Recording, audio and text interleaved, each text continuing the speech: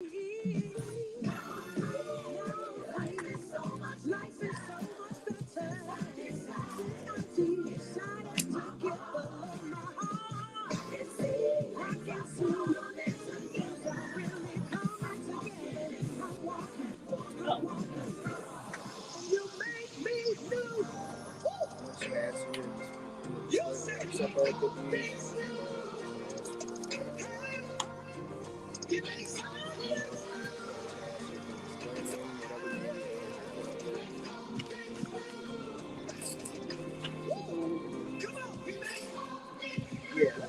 some people put their whole thing in their test.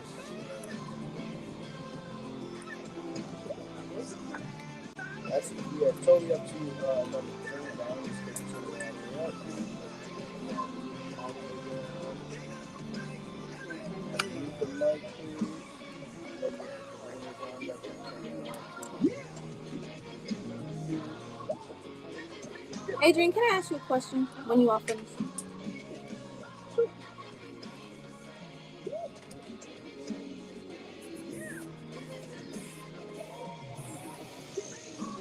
I'm listening. What is a non-offending parent? Non-offending parent is a parent who did not abuse or sexually abuse their child. Okay. I didn't know that had a coinage. Yeah. You like that's supposed to be the parent. Yeah. Exactly. So, yeah, we'll talk about that. The fact that that's coined is crazy. It's crazy because that means that it's an ism, it's an ology that's behind it, and it happens a lot. So that means that there's an offending parent in that equation as well. I guess think about it. If it wasn't you, it's somebody you know. Yeah. Somebody in the family. Somebody you know. So it wasn't you. They got it. So.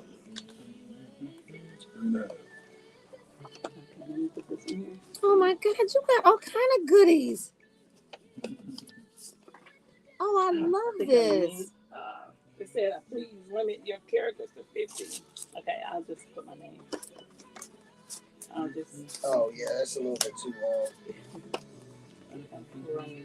Domestic violence is when children are abused. Is that still considered domestic violence? If it's in the house. If it's when it's in the house. So domestic violence is when there's a fight in a home. Right, but usually it's between the man and the woman. Yeah. But I'm asking, is that scope, is that net broadened? No, it could be because it could be people that's in that house. So it could be among. That's what I What if it's brother and sister? That's still domestic. If it's in a home. It's all domestic. Yeah. Intimate partner violence is when it's you, someone that you're dating, or it's just the two. Yeah. And see, I think that a lot of people don't realize that it's still under the domestic violence umbrella when it's not just the two people, like the man and the woman, or the man and the man if it's the same sex, or the woman and the woman if it's the same sex. But I want to make that clear. Domestic violence is violence that happens in the home, no matter who it is. Yeah. So I'm not going to bring you until about 12:30. Okay. But you can use your phone up until pretty much then when we need the camera. Okay. But you can use your phone or whatever. Okay. Let me tell them I'll be in at 12:30. I got people. I am. No, but Friday didn't have nothing, so I'm going to do just that. use it as Friday. Yeah, I got you. Just want to catch it. No, I'm not going to say that. One and a half.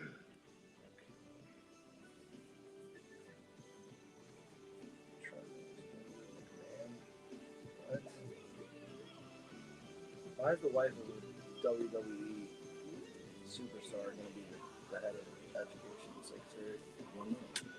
How'd she look? Wait, who is she first? If she real fine, then you know why. Because Trump like her. Jim McMahon's. She's not She's fine. a McMahon, and she's gonna be fine. Why are you saying that? Because the McMahon family is like one of the best families in entertainment history.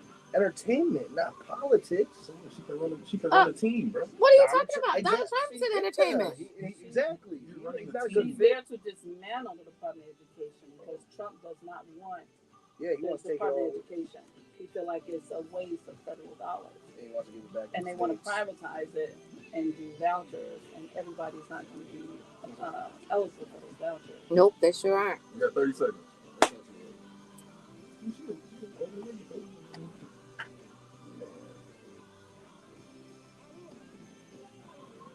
20.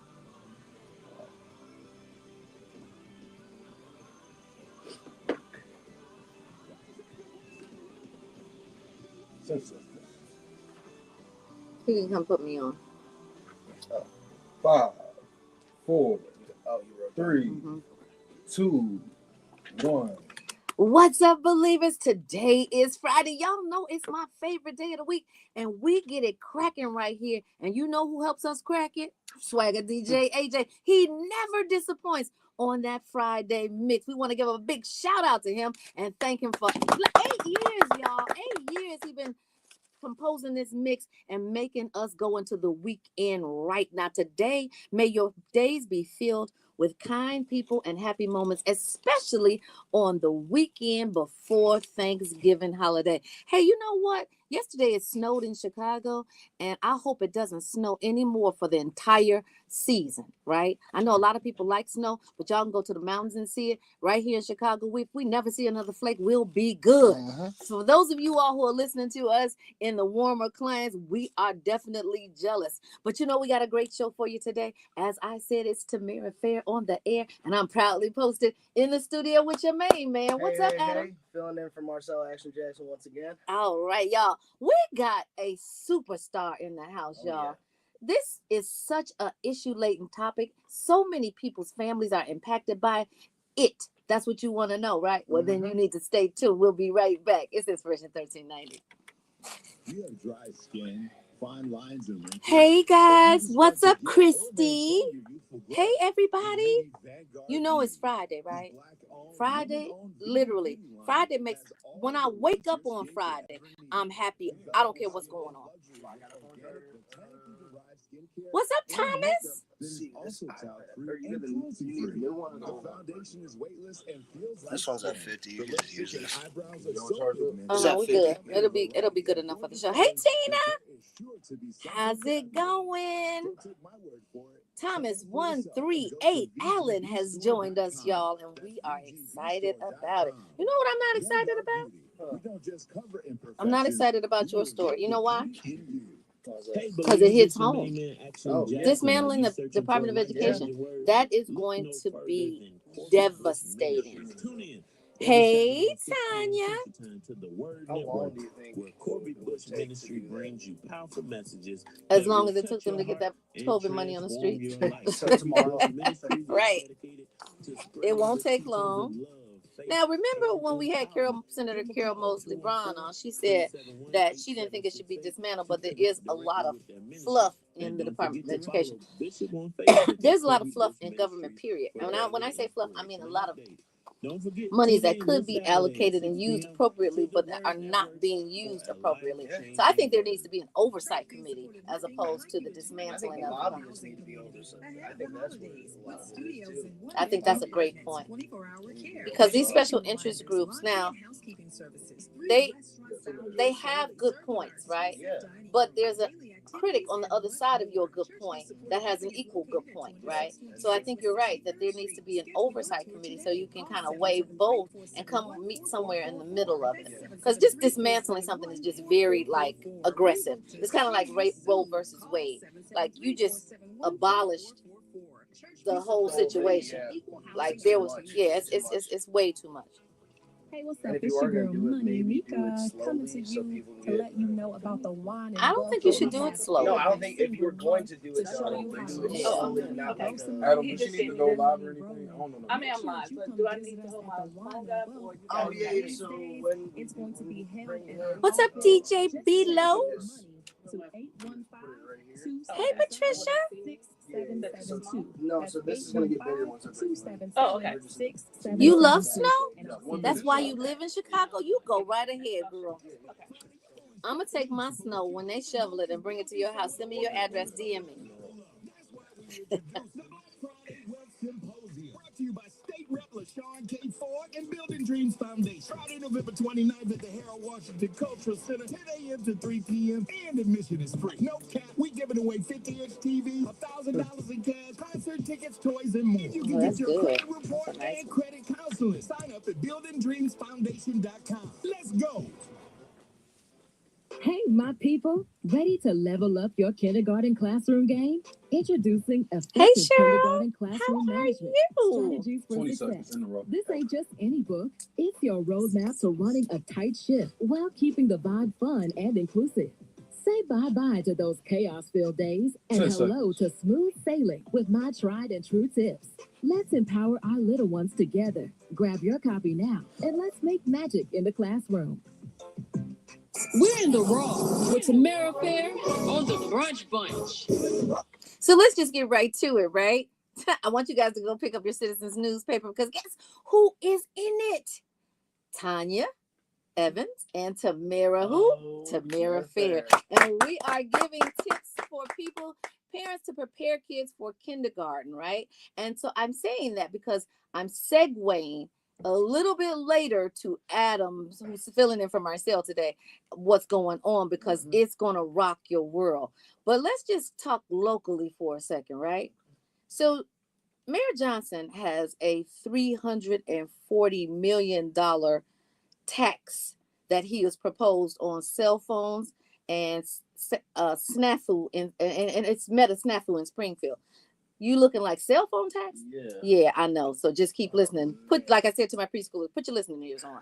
So when the city council unanimously rejected Mayor Brandon's proposed $300 million property tax increase, it blew a giant hole in the city's $17.3 billion budget. Now the hole is getting not smaller. What's the opposite of smaller?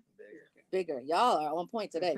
So a tax on prepaid phones and calling cards the Johnson administration was counting on to raise $40 million has been shot down in Springfield. So Illinois Retail Merchants Association President Rob Carr said that there were technical problems that must be fixed in the legal language the city's drafted. I want you guys to know that I've never ever reported a story that Adam is looking over my shoulder so that he can look at it, because cell phones, millennials and Gen Zers go hand in hand, and they want to know, what does that mean? So the city has also assumed the increased tax, 9% up from 3%, would take effect January the 1st, a virtually impossible deadline for retailers. This is a complete system change, and you're asking retailers to rewrite their points of sale systems in less than 45 days in the middle of the biggest part of the selling season. They just can't do it, Carr said Thursday. Although the higher tax rate would have applied to all prepaid phone products, and now failed legislation would have treated those similarly situated phones products a little bit differently, Carr said. One category was tangible personal property with the sale tax, but the other was tangible and fell under the excise tax. They drew this weird dividing line between these two sets of properties, and there were concerns about that, and the city was told to come back down and engage everyone and get it done correctly. They did get it done correctly, Carr said. Well, there was a fix that was available, but we couldn't implement it by January 1st. So we had suggested July 1st. The governor's office and others told the city, no, we're going to take it back, and you can get it done correctly in the spring. Well, the mayor's office had no immediate comment on the cell phone tax snafu. Alderman Carlos Ramirez Rosa of the 35th Ward, Johnson's former city council floor leader, said that the overall cell phone bill passed, but it was amended, and that resulted in the city losing $40 million. Well, Ramirez Rosa said that he told his local state lawmakers, we all are desperately trying to work not to have to do a big property tax increase. First of all, let me tell you something. As y'all remember, I read my property taxes to you all. I read the whole thing. And when I tell you that property taxes are already off the roof in Illinois, it's off the roof. So now what are you just going to do? Jump off the roof and into the water or into the swamp, into the quicksand? Come on, you guys. We got to figure this out a different way. And this makes it very hard because people in Illinois, particularly in Chicago, have already expressed how much property taxes have increased. A quantum leap from where they were just months before, just years before. So the change only exacerbates the Johnson administration's dismal track record in Springfield at a time when Mayor Johnson's Office of Intergovernmental Affairs is shorthanded. The city is not meaningfully nor consistently engaged in Springfield, which you do have to have that collaboration in Springfield and in local politics, because They do go hand in hand. Well, whoever is to blame, the council has to fill a $340 million gap by December 31st, or risk the first, get this, you need a drum roll for this, because I'm telling you, this is something we've never experienced. The first shutdown in city government in anyone's memory. Now, we've seen it at the federal level. Yep. I haven't necessarily seen it at the state level in any state. But to have a city shut down, a city like Chicago shut down, unprecedented. So why were you so interested in the cell phone tax? My cell phone bill already high. I'm trying to tell you, I don't want to pay more on my cell phone bill. That's all I care about, money in my pocket. Money in your, and that's all anyone cares about is money in their pocket. Now, this $340 million gap by December 31st, I'm just saying. When is December 31st? 6 months from now? Oh, no. 3 months from now? Oh, no. Days from now. Is that going to happen? See, we'll be sitting in Chicago like we were at Y2K. Oh my God, the grid's gonna go. The grid's gonna go crazy. What we gonna do? I tell you what we're gonna do. We're gonna get engaged, guys. This is affecting everyone, and we need everyone's voice to be heard. I don't care if you shout it from your personal cell phones, from your live, from your Facebook live, your Instagram live, your TikTok live. Now I'm gonna say TikTok lives again because that was kind of a tongue twister. No, but the reason I said TikTok live is because TikTok has an engagement that's unprecedented. Like people get engaged on TikTok. So I definitely, if you have a TikTok account, then make sure that you get engaged and have your comments. Speak up, tag the mayor. Make sure they see that. Yes, because property taxes for property owners is already out of control. But when you talk about a cell phone, people that don't own property own cell phones. And that's probably why they said, well, let's tax it. But everything can't be taxed. This is not Spirit Airlines. Exactly. Well, remember they were trying to make you pay for air, make you pay for the bathroom. Like, seriously, we're the city of Chicago, guys. We got to figure out another way. But he talks about how he cares about a lot of these people in the city, cares about people in the city, but continues just to charge us more and more and more. It seems like the city's getting more predatory with money.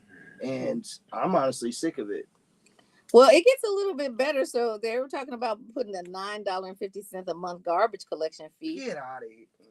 And also restoring the automatic escalator, locking in annual property tax. He's like, just let me hold $10 this month. Get out of here, bro. No. It ain't gonna be this month. No. Well, it's forever until someone decides to change the statute. But you know what? We do have a very learned and we have a very responsible city council. So there is a oversight that does help. So hopefully you can also go to your city council, which is your local alderman. I know everybody thinks that alderman can do everything, state, local, and federal. No, your aldermen take care of your ward. Your state representatives takes care of their districts. Your congressmen, your Illinois congressmen take care of their district. Your U.S. congressman takes care of whatever issues happen in your state level that are impacted at the federal level. So I've said all that so that you know you have to talk to your alderman about this situation. So if you don't know, you can go on the website. You can go on and just put a search, your zip code, and you'll find out who your alderman is. Every one of the aldermen are responsible for having community day. You can find out what day that is, and you can go and express your concern. But if you just can't make time for that, because a lot of people are stitching together 2 and 3 jobs to make ends meet, they might not have time, and that's legitimate. But your TikTok is working, and if you got a phone and you don't want it taxed, I suggest you get on there and start working that mouth. Those aldermen all have alderwomen, they all have phones too. So if you tag them, they're gonna get that notification. They're gonna hit them in the DM, they're gonna get that notification. They definitely are. In the meantime, we're gonna notify you. We're gonna keep God first up in here. We're gonna keep it moving. We'll be right back, y'all. It's Inspiration 1390. I don't live here, and I'm upset because I have a daughter and a grandson that have cell phones. Yeah. My grandson is calling me. I'm cash-apping him lunch money from California. Well, you're going to be cashing him less lunch money because he's going to use some of that money to put on his cell phone bill. Just don't make any sense. Yeah, it's really, but you know what? Everybody going to end up leaving. Well, a lot of people have already left. But to his point, to Mayor Brandon's point, He told you in his campaign that he had 5 taxes he was walking in the door putting into effect. Yes. Oh my.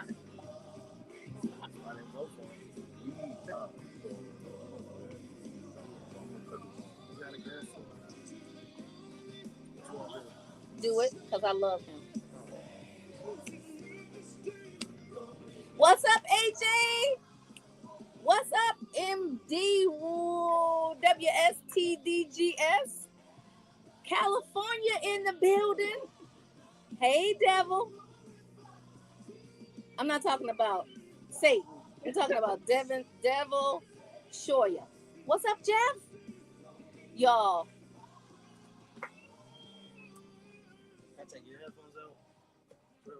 Hey, it's your main man, Action Jackson. Life can throw you a lot of curveballs. Sometimes these life events can seriously hurt your Okay, credit DJ score. Bilo, we're going to use that one today. If you, DJ Bilo just gave us an exclusive topic, and I truly appreciate it. If you guys have topics that you want to talk about, send them to us. But DJ Bilo, send them to us a little bit earlier. But we're going to go with it, right? If you're going out of town for the weekend, let's say, and you have a significant other, a girlfriend, a wife, a husband, do you tell them that you're going, or do you just tell them once you got there? I got it. How do you want your trip to go? Do you ask them for permission to go? No. Tell them. You don't ask for permission? I kind of say it's happening, and hey, is that okay? But I'm going. So really, it's a ruse. You already knew what you was gonna do before you asked. So that was like. Actually, I got yelled at last night because I had people over at the apartment. I just said they're coming over. And she was like, you can't even ask. Secure your brand's future today. Cook dinner. Turn the heat up on 100. She turned the heat on. So do you ask permission, or do you just say I'm going? I'm up. I'm out. I heard what you said. What do you say? I think Terrell said Jarrell said, do you want to have a happy home? It's 1390. Who am I speaking with? Dreaming of a new home or Bishop David Todd Whitley. How you doing? Bishop David Todd Whitley? How you doing expertise in today? real estate and mortgage. I'm good, sir. How are you? I'm good. What's up, Bishop Whitley? How are you? What's up, Tamara Fair? Good to hear your voice. It's great to hear your voice. How are you doing? And how's First Lady Whitley, whom I love so much? She's doing well. Thank you for asking. Please give her my love. Absolutely. So I just wanted to, I know Marcel is not there, but you're there.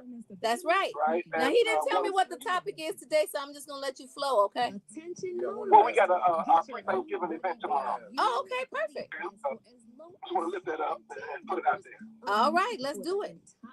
All right, thanks. Oh, tomorrow. So not of course, not Thanksgiving, but tomorrow. That's great. Yeah, tomorrow and Sunday. So, tomorrow and Sunday. Just want to put it out there and let the people know. Okay, but listen, where's my plate? Do y'all have that on lock yet? Let me tell you something. We're going to be in Punta Cana. So y'all don't have my plate on lock. I can't come over there and just scoop it up and go and keep it moving. No, Christmas though we got you. Okay. With life insurance and investments, you can. Well, he's gonna do the story, and then we're gonna bring. Oh, you want to bring him in first? Yes, bring him in. Okay, let's do it. Or you just need All a right, free thanks. assessment of your life Thank you. insurance and investment plan, so you can be prepared for retirement. Go ahead and give us a phone call at 815-277. So you guys know 772. that Friday is my double favorite day, right? 277. Number one is Friday. It's the end of the week. I've been a weekend girl since I've been in 30 business. seconds, y'all. And 2 days off. So Friday kicks off 2 more days. Oh, Saturday's okay. Did you drink before you came here? Tell me, what do you mean? I know, but what do you mean? You got 10 seconds, y'all. That's right. Tina Hammond said, if you want peace, you should respect your partner and tell them. Go ahead, Tell go them, ahead. What's don't going on? ask. Don't ask. Do you ask permission, Tina? Thank you, Tina. I'll tell you what's going on.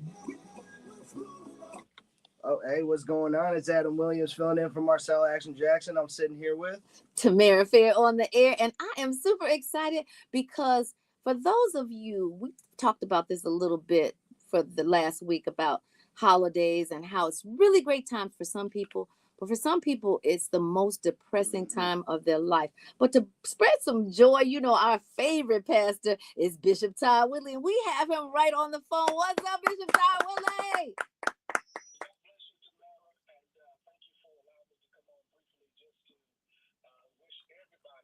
And to also share that tomorrow, as you just mentioned, we're going to be bringing a lot of love and joy to families on the west side of Chicago. And we're going to have two events, Tamara, and you and Marcel always support everything that we do, and we appreciate it so very much. But on tomorrow at our community center, we're going to be giving away food and cooking food for hundreds of families. That's at 4540 West Washington Boulevard, the UBL Community Center, from 10 until 12. We have a host of volunteers and staff persons and members who are just working together, right, to provide this special blessing, again, for hundreds upon hundreds upon hundreds of families. And simultaneously, at our education facility, we'll be having a business symposium, right, to educate, to motivate, to inspire business owners and future entrepreneurs. And there'll be a special emphasis on our youth who have started their own businesses, right? We're going to be giving them awards, and it's just going to be wonderful. Lawyers will be there, real estate, those who work in the banking industry. And so at two different facilities, two different buildings, but the same focus is on empowering, encouraging, and motivating the people of God. And then, of course, on Sunday is our Super Sunday service at 10:30, and everybody is invited. This is our annual Family and Friends Day, and it's always a very special service. And we place special attention on showing love and giving away gifts, amen, to those who come to that service. So, again, we just thank God for what we're able to do. Right. I mean, you do it exceedingly and abundantly well, too, Bishop Whitley. So you said this is a 2-day event, but 10 to 12 is tomorrow, right? So 10 to 12 is our food giveaway. Is that a family style or a grab and go? It's grab and go, right? But every Saturday, Tamara, we provide groceries to approximately 300 people every single Saturday. And so tomorrow we're looking to double that number. But we have groceries to give out, but also cooked food and care packages will be given to those who come. That's in one building.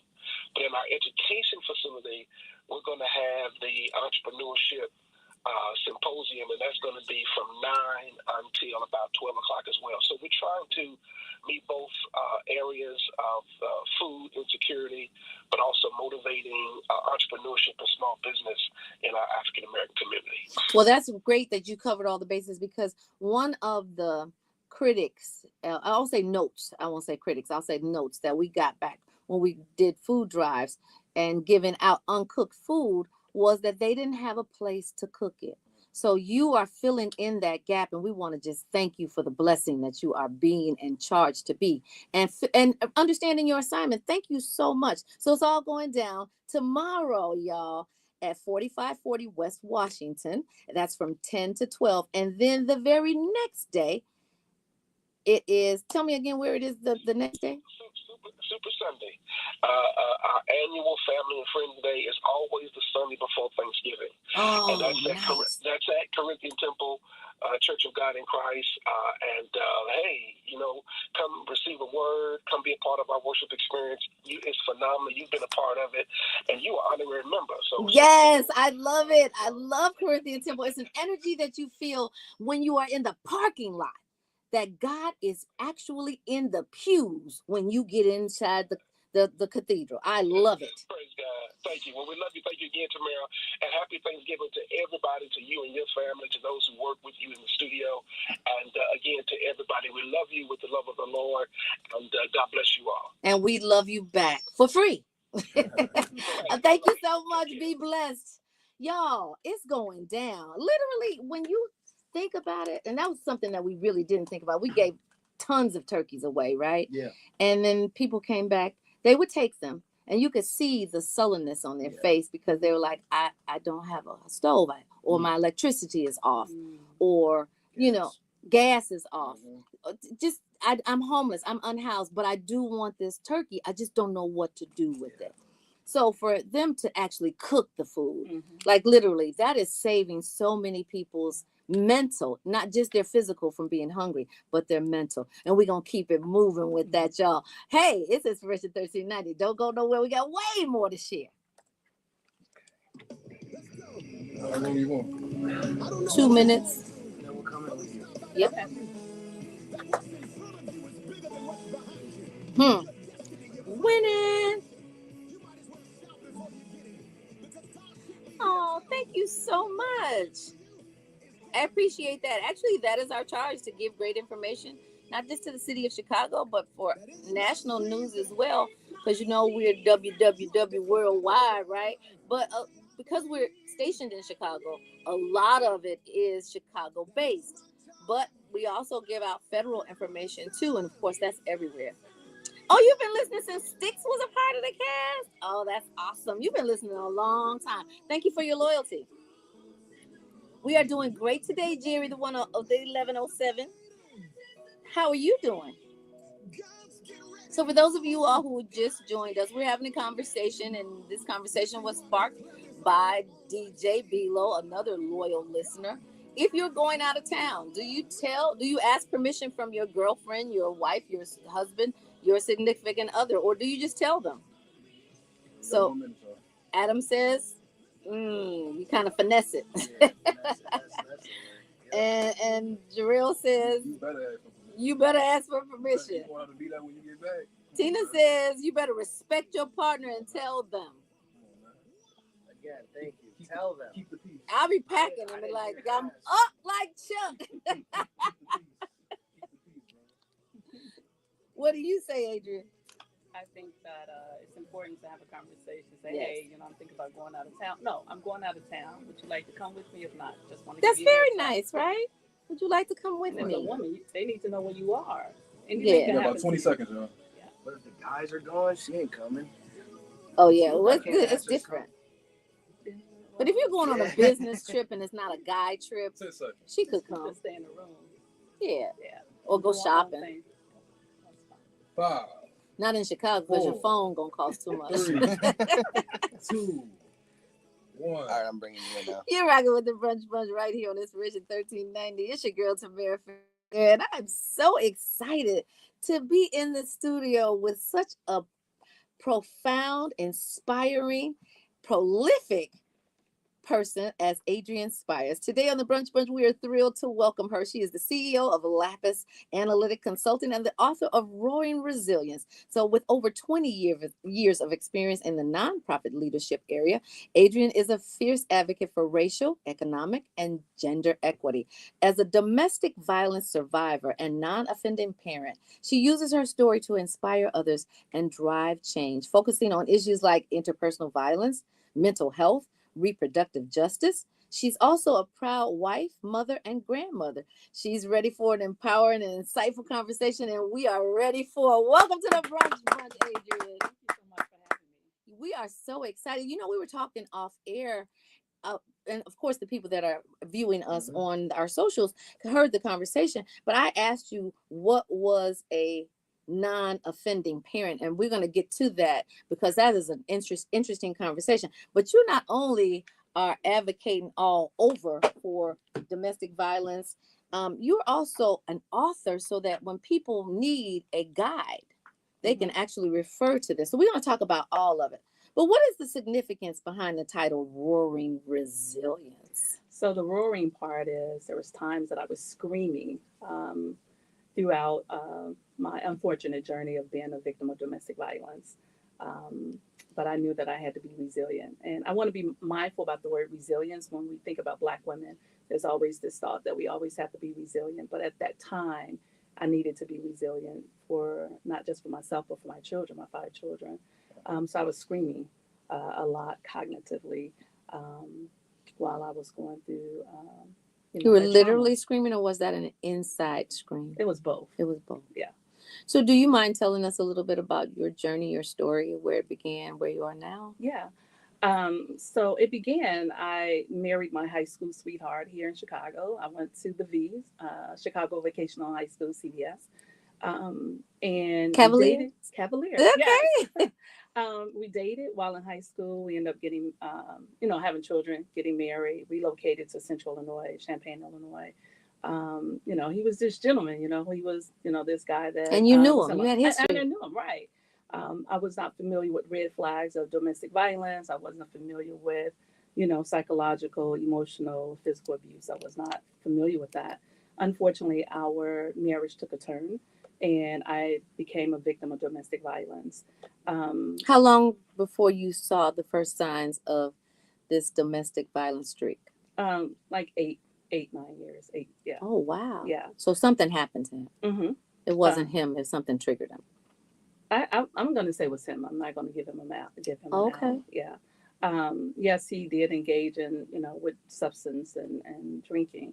But at the end of the day, he has to be held accountable. And I think, unfortunately, for a lot of abusers and perpetrators, they're not held accountable. Mm-hmm. And so he needs to be held accountable because there was help out there. And I offered to support him to get on the path of healing and get the help he needed. So yeah, we had this, this love. He was a gentleman, and after a while, he became no longer gentle, and then I became this victim of domestic violence. Yeah. So explain what happened, and then when did you decide this is enough, and I'm going to get help? I'm over it. I was over it. Maybe a year inside after I was being abused. But it's not as easy to leave. People would say, well, why she just didn't leave? That's the question everybody asks. Yeah. So it's not as easy to leave. The relationship did not start off abusive, right? There was some love there. There was a relationship, a team, and I wanted to leave, but he threatened to kill me, And so when someone abuses you and they tell you, that they're going to kill you. They're going to kill you. You're fearful. You take fearful. their word. What did Maya Angelou say? When someone show you who they are and they tell you who they are, you better believe them. And so there was times that, he would try to say, well, I would die for you. And I was like, Negro, I don't need you to die for me. I need you to live for me and these 5 children. But also at the same time, there were threats. He threatened my life many times. And there was times that I had acute experiences, with that abuse. And so it was the grace of God that I was able to leave. And then there was times that I had to, play the psychological games with him because I tried to challenge him physically, but I was not able to win that fight. He was a man, right? Mm-hmm. He was a former athlete. But then I had to play the psychological games as well. And how did that impact your children? Well, with my children, there was times that I thought that we were kind of quiet. They didn't hear anything. However, the aura in the room, that elephant in the room, children can feel that. And then as time progressed, I noticed their temperament changed. And their schoolwork, they were younger. Yeah. Did their schoolwork suffer? Their schoolwork didn't suffer as much, but I noticed their temperament, trying to be quiet, tiptoeing around. And when your children are younger, under the age of 10, even under the age of 8, there's certain things that they could show you. But if you're not sure how to handle that emotionally, children sometimes do not have the words to tell you how they're feeling. But as a mother, as a parent, it's important to pay attention to those social cues and really bond and attach with your children because you have an idea that something is wrong, even if you can't pinpoint it. But I knew that it was impacting them. And so this is so unfortunate, but you got out. Yes. A lot of people don't. No. How did you get out? I'll tell a story in the book. I had to play this psychological game with him for him to think twice about harming me.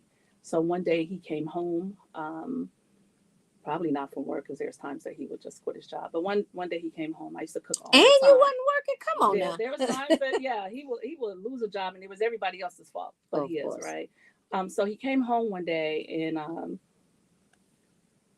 I was like, hey, are you ready to eat dinner? And he looked at me. I looked at him and he looked at a box of rat poison on the counter near the stove. And he said, "Did you and the kids eat yet?" And I said, "Yeah, we ate. Are you ready to eat? Want me to fix your plate?" And I fixed his plate at times. And so he kept looking at me, looking at the box of rat poison. And then he said, "No, that's okay. I'm not hungry." I could not beat him physically, but I had to think psychologically. How can I make him as fearful and question his safety as mine? Are you like some type of genius? Because that was genius. No, that was the grace of God. I know people may say, "How are you going to put God's name in that story?" But that was the grace of God. I could not. You just said, "I'm going to put this rat poison up here and have a subliminal message to you that if you don't cut it out, this is how it's going to end up." Yeah, and then I did tell him, "Oh, I thought I saw a mouse in the house." Oh. Yeah, I told him that. Yeah. Oh my God. But in actuality, that was living with the rat. But I thought. No, that's right. I was living with the rat. So then it inspired you to go ahead and write a book so that you could be an inspiration to others. So what challenges did you face while you were writing this? I know sometimes when you're reliving something as traumatic as that, it puts you on pause. It was like a visual, like, damn, I went through all of that. I put up with all of that. And, but also thinking about my children, how it impacted them and the work that I had to do to be this parent, to support them. And then questioning if I gave them enough support. Did I do everything I could have or should have done to support my children? Because being in a home where there's domestic violence, it does impact them, but wondering if I was able to do that. And still to this day, I'm always praying and hopeful that whatever they experienced and endured, and if it is impacting them, that they're able to have a normal life, and I'm able to support them as their mother, regardless how old they are. Wow. Yeah. So you were the victim of your husband's rage, but would you consider your children also victims of domestic violence? Oh, absolutely. So if children are in a home where there's domestic violence, they are going to be impacted. It could impact them psychologically, emotionally, as you asked about grades. It can impact them. I also think about, my son had anxiety. I found out about that, when he was younger, but it could cause some of those things. It could cause them to shut down. There's a lot of different characteristics that they will embody or be that would impact them from being in that home where domestic violence took place. Do you realize, I'm sure you do, but I'm talking to you listening audience, that in a domestic violent home, that even the pets can form anxiety? Mm-hmm. Isn't that a tragedy? It is. Like literally, because here's a cat or a dog that can't speak, but are impacted by a trauma trigger, and you see it through shaking. And imagine how that's impacting these children, these young, tender age children. So how did your spirituality and faith play in a role on your journey of resilience? Because it seems like looking at you now, you look like the epitome of strength, like that could never happen to you. And there's no actual look for who is a victim of domestic violence. But how did your spirituality coincide with that? It was faith versus fury. Was I gonna, chase after my faith, believe in my faith, or will I let fury overtake my faith? So my faith really helped me, but it took me a long time because there was times I was having conversations with God and questioning God and saying, I really want to commit a homicide and make it look like a suicide. There's a lot of people in that Bible that you forgave. You forgave Peter. Peter chopped off the ear of someone that was coming, to attack Jesus. Peter had a mouth on him. He was very, just made his decision, just did what he wanted to do. And I had to have these conversations with God because I was like, I'm going to be forgiven. But he didn't forgive Judas. No, he did not. But, when you are a parent, a mother that did not, as a lioness and did not protect her cub, you're not thinking about that. Nope. I wasn't thinking about that at all. Nope. And so it took a long time for me to get from the place of not wanting to commit a murder. And, that was through my faith. But it took a long time for me to get there. But you got there. I got there. So faith beat out fury because the fury was, I'm going to kill this Negro. Yeah. Well, I don't think that you would be wrong in doing so, of thinking it, because when people are experiencing pain, what is that they want? to not experience pain. Absolutely. And so they'll do anything. They'll drive 3 hours to get to a dentist. Mm-hmm. They will wait out in front of CVS until it opens to get their medicine so that they won't experience pain. So, I mean, I'm not saying it's right, but it ain't that wrong. Yes. But what do you think people are going to take away from this amazing book, Royal and Resilience, once they read it? I think that they would take away the fact that before I became a victim, I had a life, I had a family, I had some joy. And that happens with a lot of victims, that we do not want to be notified by our victimization, that we were people who did not experience trauma before we were traumatized by a so-called loved one. Also seeing that I did get on the path of healing. It took a while. However, it was something that I had to work at and,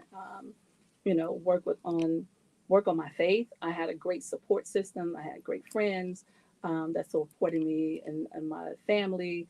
And I talk about my sister, who was just phenomenal in supporting me and not saying anything, but she was there all the time and having those conversations. I think also I want people to realize, especially victim survivors, they are people that hopefully that you can talk to, but you can get on a path of healing.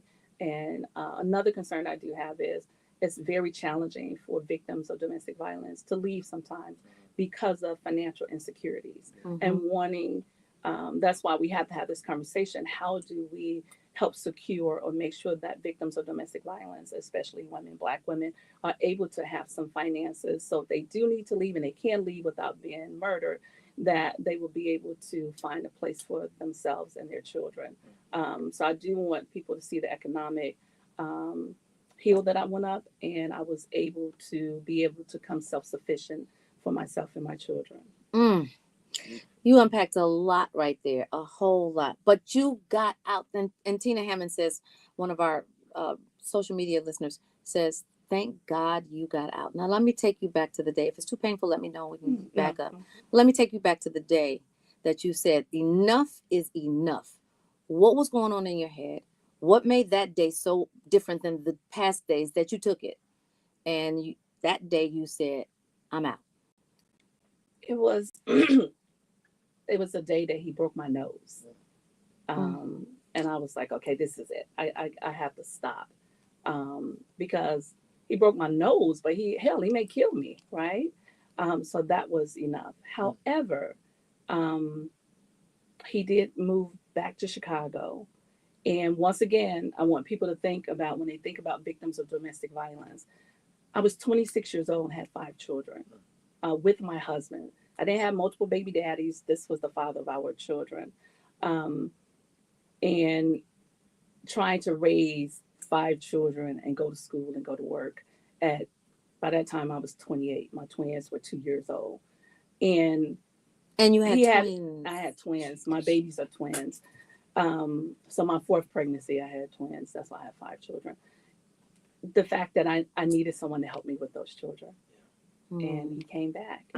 And we agreed for him to come back, him and I both, because I was thinking about my children, that I can't raise these kids by myself. I can't go live with any 1 to 5 children. I don't have enough money, even though his work history is kind of shoddy. He didn't always stay on jobs. There's times he would, have some longevity, but there's still, you have to think about bills you have to pay, things you have to do. And someone's in the home And watching the kids that absolutely. has a vested paternal interest in them. Absolutely. While you can go and make a life. Yes, I understand totally. Yeah. So that day you said, I'm leaving. He broke my nose and I'm up. He left. He left. He left. I stayed. Good for you. Yeah. But then he came back because that's what I needed at that time. Well, we're going to take a break just because I have to. And we'll be right back. It's Inspiration 1390. Ooh, that broke my nose. Yeah, that broke my spirit right there. Yeah. I'm so grateful to see you. Thank you. Yeah, I'm and just the whole surviving that you're doing, like, it's inspiring. Wow. 30 seconds. I just needed a minute. I just needed a second. I'm sorry. That's okay. But this is happening. Yes, Black it women, definitely is. Our numbers are spiking quickly and fast. And when we come back, we're going to talk about that. Perfect record. Huh? We're only gonna have about 3 minutes. I know, because we about to, when we go to the bridge, then I want you to fade it.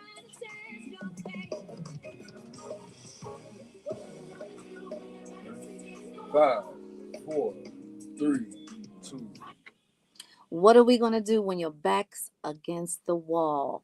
And Adrienne is no stranger to her back being against the wall, but she jumped up off that wall and she took her 5 children into a environment of survival. First of all, congratulations to you and your strength and your courage for doing so. And you said that this is happening. This is not just a one-off, that this is happening and people don't know that it's happening. And you also said that these numbers are spiking. Can you talk about that for a moment? Yeah, so unfortunately, Black women and Black girls, we're number one in a lot of adverse categories. When it comes to domestic violence is when it takes place in your home, and it could be with a intimate partner or a family member or someone that lives in your home. Or intimate partner violence is someone that you're in a romantic relationship with, and that could be physical, psychological, and emotional abuse.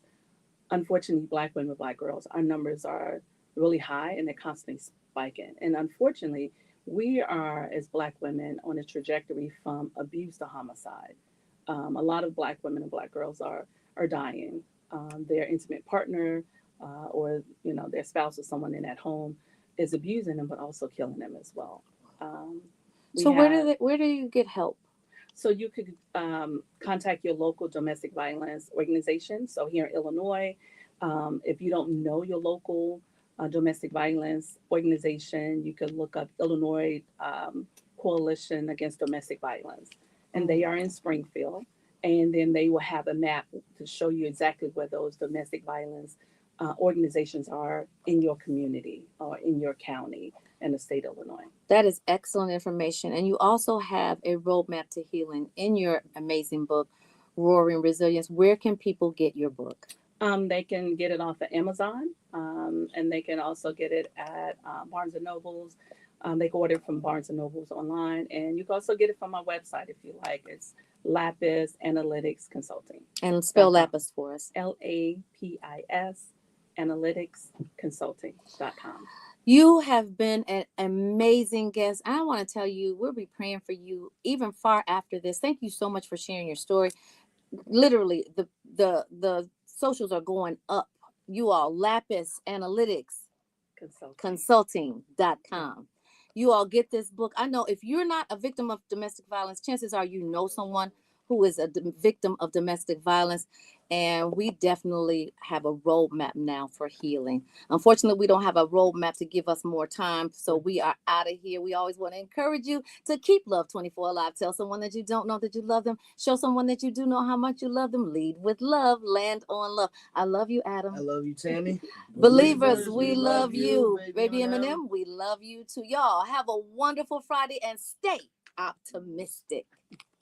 57. You did an amazing job. Y'all, domestic violence is real. Everyone is saying thank you so much for your sharing your story. Chrissy is asking, please come back, share more. You guys go and get Roaring Resilience. It is packaged phenomenally. She's got merchandise. She's got everything for healing. Sometimes it just takes you to look better, to feel better, and to get that courage to get out of your circumstances. I know that we have a lot of domestic violence on the west side of Chicago. And I'm talking personally because we have a lot of domestic violence that we are personally involved with. Now, you don't know when you're going to be a victim of domestic violence. It has no look, it has no scent. It's kind of like carbon monoxide. It's odorless, tasteless, colorless, and it's characteristicless. So you have to read the signs and you have to be in support of. So my daughter, who's also an author, says she can't wait to read it. Well, I have one for you, Modi, and I'm bringing it home so you can read it. And she also has a bookstore. Maybe you can. Oh, where's the bookstore? Her bookstore is in Pilsen. It's 1508 West 18th Street, and it's Soulful Chicago. Oh, okay. And it's all self-healing, self-help literature that really takes you from wherever you are and puts you on the platform to where you need to be. Well, let her know. after she reads the book, if she is happy with it, I am more than willing to come back and discuss it at her. And do maybe a reading, a Yeah. book signing. That would be awesome. I'll send her a T-shirt and some. I have some bookmarks. She says there are definitely signs, and we just ignore them. And she is absolutely right. Well, thank you so much, and thank you so much, guys. Have a wonderful weekend, and go into the weekend knowing, but God. But God. She says she would love to have you. Yes. Yeah, I have family here, so I'll. You have more family here now. You got us. Thank you. We're gonna take pictures, okay? Okay. Let's stir off.